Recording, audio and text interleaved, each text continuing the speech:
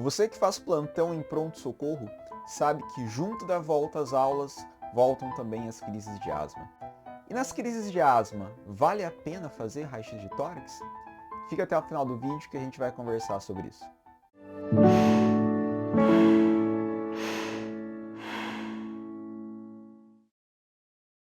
Seja muito bem-vinda, seja muito bem-vindo. Há uma dúvida muito grande sobre qual é o momento ideal de fazer o raio-x de tórax na crise de asma. Ele realmente é necessário de ser feito? Ou a gente pode postergar ou até mesmo não fazer esse raio-x de tórax?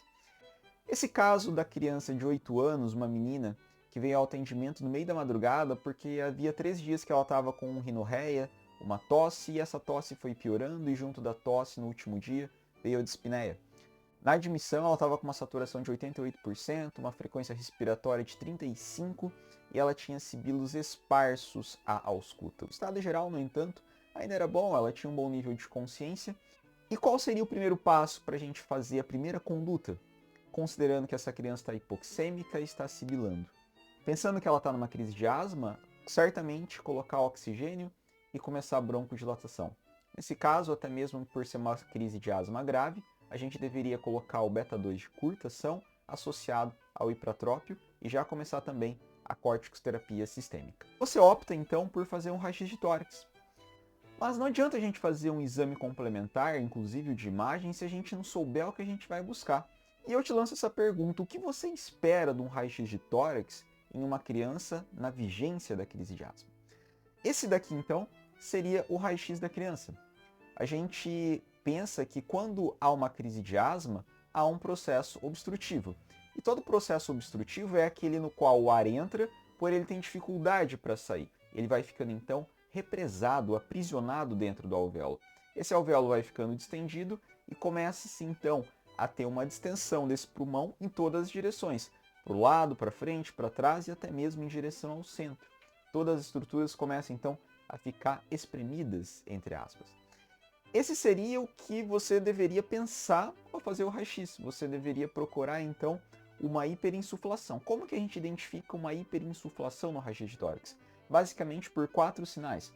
Primeiro deles, a gente percebe que os arcos costais eles acabam ficando mais retificados. Quando a gente pensa no arco costal, ele acaba sendo encurvado fisiologicamente. Então ele deveria fazer essa curvatura aqui, como eu mostro à esquerda do paciente. Segundo sinal é que, além do arco costal retificado, há um aumento do espaço intercostal. Então, esse espaço entre as costelas, ele acaba ficando muito aumentado. Terceiro, o diafragma, que deveria ter um formato mais côncavo, então ele deveria ser um pouco mais curvado, ele começa justamente a ficar reto.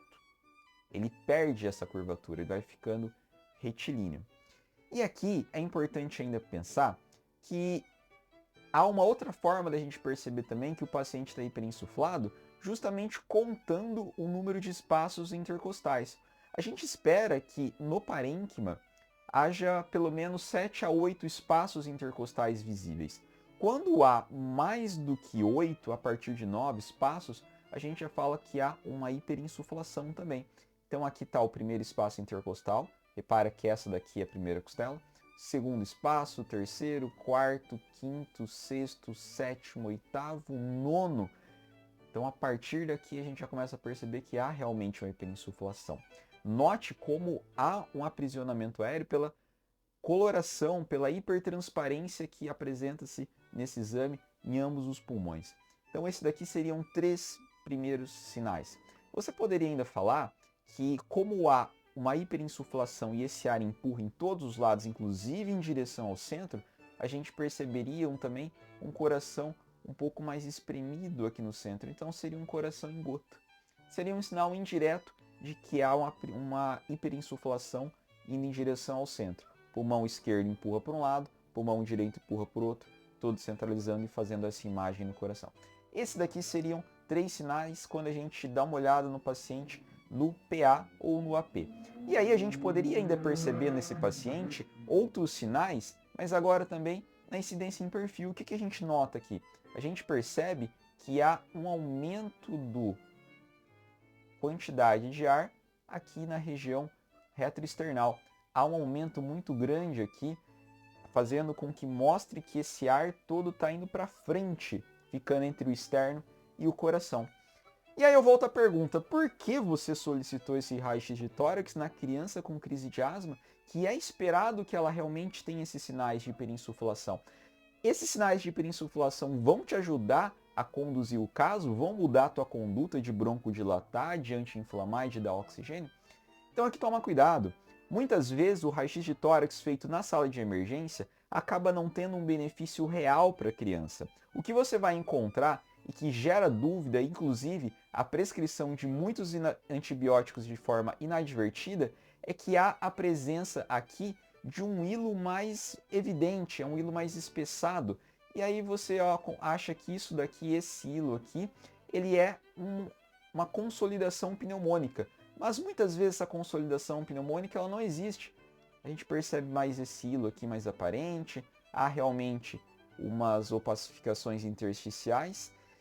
E aqui a prescrição do antibiótico acontece, mas será que vale a pena, uma vez que a principal causa de desencadeamento da crise de asma são os quadros virais? Será que o antibiótico vai ter algum efeito sobre isso?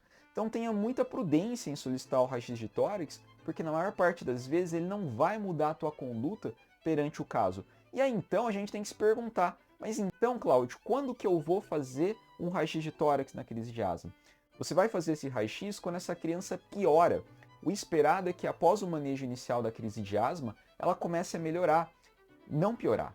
É aquela criança que cai saturação de forma muito rápida, é aquela criança que fica com desconforto respiratório muito intenso, aquela criança que cai o estado geral de forma muito aguda. O que a gente tem que pensar aqui? As complicações da crise de asma, que seriam o processo atelectase, um colapso pulmonar, e também o pneumotórax e pneumodiastino. Nesse caso, o raio-x de tórax realmente faria uma diferença. Em outros casos, na maioria das vezes, ele não vai agregar, não vai mudar a tua conduta. Seja prudente, a radiação ela é cumulativa. Na criança que há um processo, uma divisão celular muito acelerada, isso pode até mesmo favorecer que ela tenha futuramente um processo neoplásico. Nesse caso da crise de asma, você só vai fazer o raio-x de tórax na criança que talvez tenha complicação ou que você tenha algum motivo para pensar que essa criança tem uma pneumonia. Mas reforço, a principal causa de desencadeamento da crise de asma na criança são os processos virais. Seja prudente e saiba o que você vai procurar quando você solicitar o raio-x de tórax nessa criança. Por você ter ficado até aqui, muito obrigado pela tua atenção e até a próxima. Um grande abraço.